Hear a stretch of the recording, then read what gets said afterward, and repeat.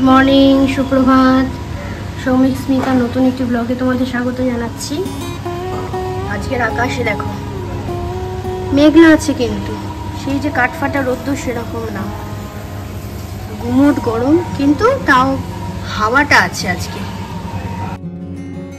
চোখটা খোলা মাত্রই সকলের কাজের মধ্যে সবাই বেরিয়ে যায়। আমরা যেমন বাড়িতে থেকে কাজ করি, আবার যারা রাস্তায় বেরোবার তারা বেরোয়। যেরকম সৌমিক প্রতিদিন সকালবেলা উঠে ও 7:30টার মধ্যে বাজার যেটুকুনি করার করে দিয়ে অফিস বেরিয়ে যায়। আর এই 2 চাকা নিয়ে যায়। কেন যায় বলো তো? 2 চাকা নিয়ে গেলে না যেতেও তাড়াতাড়ি হয়, আসতেও তাড়াতাড়ি হয়। কারণ সবাই জানো যে 4 চাকা গেলেই জ্যামে পড়বে। কারণ ও অফিস থেকে একবারে কিন্তু দোকানে ঢোকে, বাড়িতে ডাইরেক্ট আসে না। তার জন্য তাড়াতাড়ি যাওয়া তাড়াতাড়ি আসাটা খুব দরকারি। 9টার মধ্যে ও দোকানে ঢুকে যায়। আর প্রতিদিন যাওয়ার সময় আমি খালি বলি তুমি সাবধানে যেও। ও বাবা, রেমাল ঝড় যা করলো, আর কি বলবো। এই ঝড় প্রতি বছরই কিছু না কিছু নাম নিয়ে আসে। আর মানে পশ্চিমবঙ্গবাসীকে আর বাংলাদেশ বন্ধুদের মানে কি অবস্থা যে হয় ঘর বাড়ির, খুব খারাপও লাগে। প্রকৃতির সঙ্গে কেউ লড়াই করতে পারবে না বন্ধু, জানো তো। এই উল্টো দিকে ফ্ল্যাট আছে, ফ্ল্যাটে বাচ্চা দুটো কাঁদছে, 3টে বাচ্চা একদম মানে পিঠাপিঠি, ওরাই কাঁদছে। এটা আমার ছোট বারান্দা। এটা দেখো, এটা হচ্ছে বিয়ে ড্রেসিং টেবিলটা। এতদিন ছিল, কিন্তু ঘর রেনোভেশন হওয়ার সময় 2 বছর ধরে এখানে। আর এই মই একটা, যাই হোক, এটা ছোট বারান্দা আমার। স্পেসটা ছোট, তাও সুন্দর। কদিন ধরে খেতে ইচ্ছা করছে না, কালকে থেকে তো একদমই ইচ্ছা করছে না খেতে। খিদে আছে কিন্তু খেতে ইচ্ছা করছে না। আমার মাকে ফোন করলাম, মা বললো তোর মনে শরীরটা গরম হয়ে গেছে, একটু মৌরি মিছরি এগুলো ভেজানো জল খা। হয়তো আর শরীর আমার এমনি মানে গরম, মানে সর্দি কাশি জ্বর এগুলো একটু বললাম না কমই লাগে, ভালোও লাগছে না, শরীরটা ঝিমিয়ে ঝিমিয়ে রয়েছে। তা রিকন বলছে মামাম তোমার এত কিছু করার দরকার নেই, তোমার শরীর যেরম দিচ্ছে তুমি ওইভাবেই করো। বললাম দেখ বাবা, না খেলেও তো হবে না, মানে তোরা যদি না ভালো করে না খাস কি করে হবে। আমি ধীরে সুস্থে আস্তে আস্তে করছি কাজ। যাই হোক, একটুখানি বসে নি, আমার না ভালো লাগছে না, দাঁড়াতেও ইচ্ছা করছে না। ভালো হয়েছে আমি কালকে কোম্পানি নিয়মের কাজটা গুছিয়ে নিয়েছি। আজকের জন্য ফেলে রাখলে না আমার শরীর আজকে দিত না, আমি যেতামও না। হচ্ছে কালকে আমরা কোম্পানিতে গেছিলাম, কারণ প্রতিটা দেখবে মিয়মোর না রিনোভেশন হচ্ছে প্রতিটা শপে। তা আমাদেরটা অনেক আগেই বলেছিল, আমাদের একটু অসুবিধা ছিল ওই জন্য করিনি। করে এবার সৌমিক বললো যে করতে যখন হবেই করেই নি। এখন ওরা বলেছে তো 10-12 দিনের মধ্যে দোকান ওপেন করে দেবে, সেই আর কি সব কথাবার্তা বলে আসলাম। এই 30 তারিখ থেকে এটা আমাদের কাজটা শুরু হচ্ছে। সব কোম্পানিরই দায়িত্ব, টাকাটা অবশ্যই আমাদের দিতে হবে। ওরাই সমস্ত ওদের নিজেদের মতন করে সাজাবে গোছাবে, শুধু পেমেন্টটা আমাদের করতে হবে, এই আর কি। যাই হোক, আমি দেখি একবার আমার দিদিকে ফোন করব, মানে মাস্তুতো দিদিকে। সব ব্যাপারেই আমি জানাই, ওর থেকে সাজেশন নিই, ওর থেকে অনেকটাই বড়। রিকন তো মানে বুড়ি মিনি মানে পাগল। দেখো বাচ্চারা কিন্তু ভালোবাসা বোঝে, জানো তো। ওকে খুব ভালোবাসে, বুড়ি দিদিও রিকনকে খুবই ভালোবাসে, মানে কোনো ভাষায় প্রকাশ করা যাবে না এই ভালোবাসা। সে যাই হোক, অনেক কথা বলে ফেললাম, এখন রাখছি, একটুখানি বসেই তারপর আবার মাছটা বসাবো। চলো, আজকে রান্নার মধ্যে করেছি তিতার ডাল, করলা দিয়ে আর লাউ দিয়ে। করলা বেশি করে দিতে হবে রিকনের মর্জি। আর এদিকে হচ্ছে সোয়াবিন আলুর তরকারি। সোয়াবিনটা আমাদের বাড়িতে সবাই পছন্দ করে। মাছটা এখনো করিনি, যে বাটা মাছ এনেছে, পেটে ডিম ভর্তি বাটা মাছগুলো, জানো। এখানে আমি মাছ ভাজা অলরেডি বসিয়ে দিয়েছি। বাসনের ঝুড়িতে কিছু বাসন রয়েছে, সেগুলো এক এক করে গুছিয়ে নিই। যেমন এই একটা প্লেট, একটা থালা, এটাকে রেখে দিলাম। আর আরেকটা কাঁচের বাসন আছে। আমি কাঁচের মাইক্রোওভেনের যে বাসনগুলো, সেটা আমি এই যে ক্রকারি ইউনিট আছে আমাদের, এই ক্রকারি ইউনিটের এই ড্রয়ারটার মধ্যে রাখি। কারণ কাঁচের জিনিসগুলো এক জায়গায় থাকাই ভালো, এদিক ওদিক করে করতে গেলে একটু টোকা লাগলেই পুরো ভেঙে যাবে। না, আমার রাখা হয়ে গেল। এবার আমি আবার রান্নাঘরের দিকে ছুটবো, কারণ মাছ ভাজা বসিয়েছি। মাছ ভাজা আমার সম্পূর্ণ হয়ে গেছে। সেই তেলের মধ্যে আরেকটু তেল দিয়ে আমি মশলা দিয়ে ভালো করে মাছের মশলাটা কষাচ্ছি। যত মশলা কষাবে তত মাছের ঝোলের স্বাদ বাড়বে। এর মধ্যে কিছু না, ধনে জিরে আর আজকে একটু আদা বাটা দিয়েছি, কারণ দুপুরবেলা তাও খাওয়া যায়, রাত্রিবেলা না একটু আষ্টে গন্ধ লাগে, ওই জন্য একটু আদা দিয়েছি। যাই হোক, মাছের মশলা আমার কষানো হয়ে গেছে। এবার পরিমাণ মতো আমি গরম জল দিয়ে দিয়েছি, দিয়ে আমি মাছ দিয়ে ঢাকা চাপা দিয়ে দেবো, নামাবার সময় ধনেপাতা দিয়ে দেবো। মাছগুলো দেখছো পুরো ডিম ভর্তি, ডিমওয়ালা মাছ খেতে কিন্তু খুবই ভালো লাগে সবার। ধরো ঢাকনাটা খুলে একবার দেখি, এই যে আমার মাছ রান্না হয়ে গেছে। ধনেপাতা নাবিয়ে দিয়ে দেবো।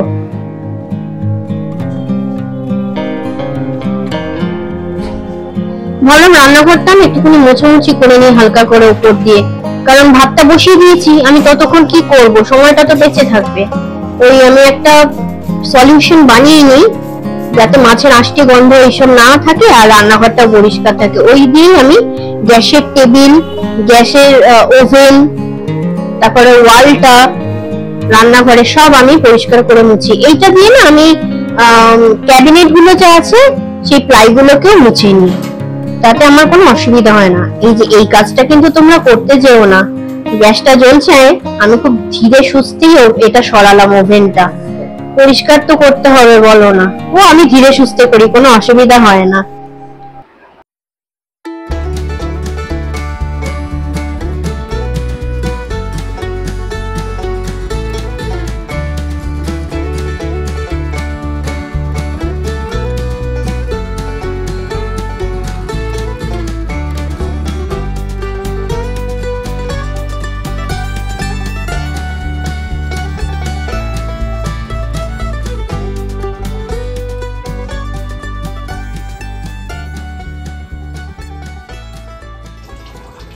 আমার এই ভাত ফোটাটা এত ভালো লাগে দেখতে, দেখো কি সুন্দর টকবক করে ফুটছে। আর আমি দেখো কিভাবে ভাতের ফ্যান ঝাড়ি। কারোর যদি অভ্যাস না থাকে কিন্তু এইভাবে প্লিজ করবেন আমাকে দেখে। আমার এটা অভ্যাস হয়ে গেছে প্রতিদিনের কাজের মধ্যে। কারণ আমি সিঙ্কের মধ্যে ডাইরেক্ট ফ্যানটা কেন ঝাড়ি না বলতো, সিঙ্কের ওই যে পাইপটা রয়েছে না, সেটা যদি আবার গলে টলে যায় আমি একটুখানি ভয়ে ভয়ে থাকি। যাই হোক, বালতির মধ্যে কিছুটা ফ্যান ঝেড়ে নিই, তারপরে একদম লাস্টটুকুনি আমি বাটির মধ্যে ঝেড়ে দিই। এবার সব কাজ শেষ করে আমি একবারে বাথরুমে ঢুকলাম, কেচে কুচে স্নান করে তারপরে ফিরবো। এই যে আমার স্নান এখন হয়ে গেছে, এবার আমি কাঁচা ধোয়া জিনিসগুলোকে বারান্দাতেই মেলে দেবো।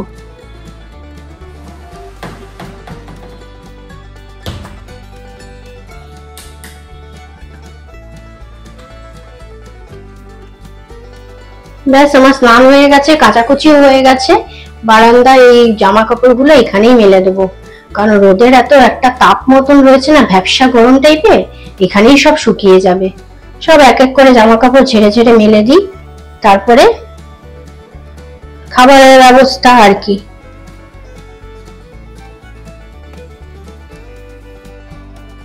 এখন কোথায় বেরিয়েছি জানো, বিকেলের দিকে, এখন 6টা বাজে। রিকন চলে গেল পড়তে, শ্রমিক বললো চলো বিগ বাস্কেটে তো যাবো, একটু গঙ্গার ঘাটে হাওয়া খেয়ে আসি।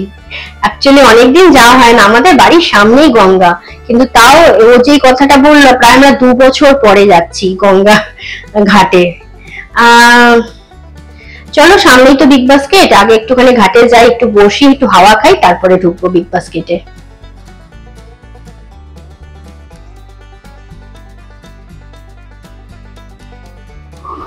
দুর্গা মার মন্দির, মন্দিরটা করেছে, আমি অনেক বছর পর আসলাম, ওই জন্য একটুখানি হতচকিতই হয়ে যাচ্ছি। যা ভালো লাগলো, মন্দিরটা দেখে ভালো লাগলো। আমরা বটতলার এই ঘাটটা থেকে আরেকটা পাশেই ঘাট আছে, ওই ঘাটে যাচ্ছি। এখানে আমাদের ঠাকুর, মানে দুর্গাপুজোর যত ঠাকুর আছে সব ভাসান হয়, সেই ঘাটটাতে যাচ্ছি। আসলে এই বটতলার ঘাটটা দেখছি 2 বছর পরে এসে পুরো ভেঙে গেছে। এই যে দেখছিলে না, ভাঙা ভাঙা জলের তলায় পুরো গঙ্গা পুরো গ্রাস করে নিয়েছে। ওই জায়গাটা কি সুন্দর বসার মানে জায়গা ছিল, আমরা যখন মর্নিং ওয়াক করে আসতাম না, এসে ওই জায়গাটা অনেকক্ষণ বসতাম, হাওয়ায় বেশ প্রাণটা জুড়িয়ে যেত। চলো এই ঘাটটার দেখি আবার অবস্থা কিরকম।